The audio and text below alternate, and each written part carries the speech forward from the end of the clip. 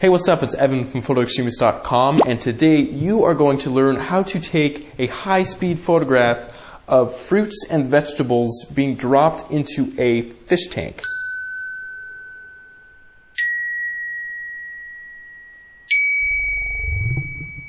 Yeah. Alright, so first and foremost is my setup. I am currently in my beautiful garage, and here is the fish tank itself. I purchased this at Walmart for about 12 bucks.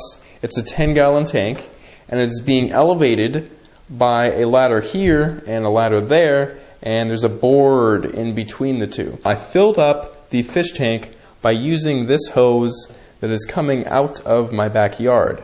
Next is the camera. It is pointing directly at the fish tank, and the lens that's on here is a 50mm lens. It is a prime lens, so it's going to be very sharp. If you don't have a prime lens, just use whatever lens you have. Anything will work, but this is ideal. Next that's on here is a RF602 wireless flash trigger.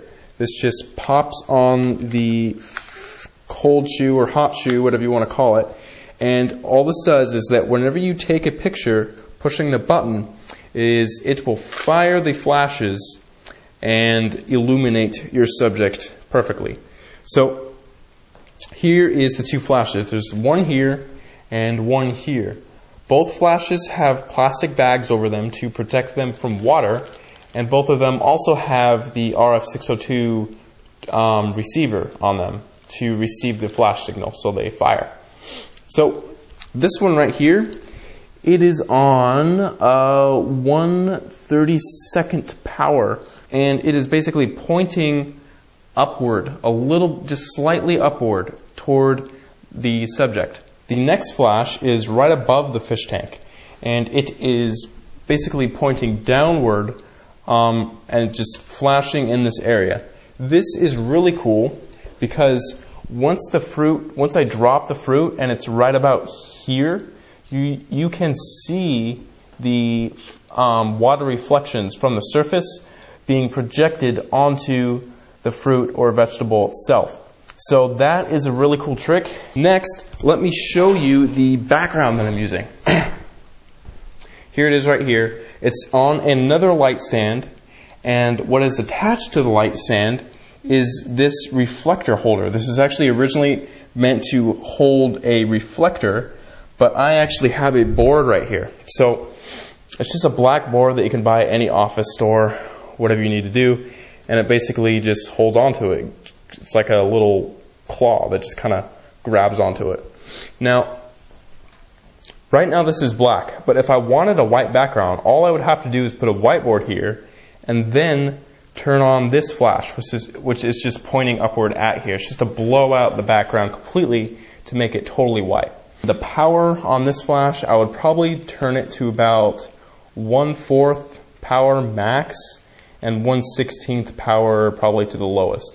I don't want to do full power because if you're on full power, the flash duration will be longer and you may get motion blur.